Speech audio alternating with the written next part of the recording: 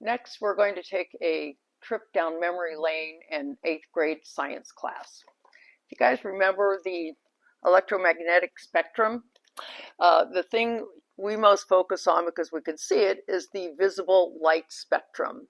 And if you remember, the acronym is Roy G. Biv: red, orange, yellow, green, blue, indigo, and violet. And so each wavelength corresponds to a specific color.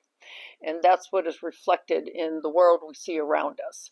And it's also the reason why when you see a rainbow, it's going to consistently be in the same order every time. You're not going to see a rainbow today that's red on top, and next day it's green on top and all mixed up and jumbled. It's going to follow the specific wavelength.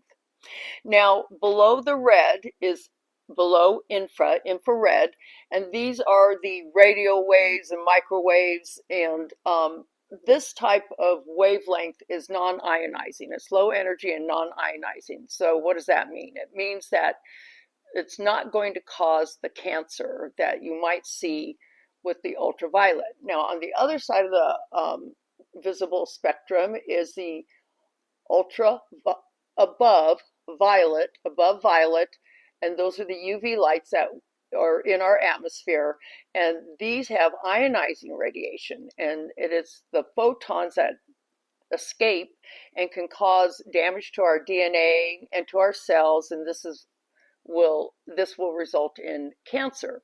So obviously we want to deal with the infrared and the visible light spectrum to avoid any complications of disease.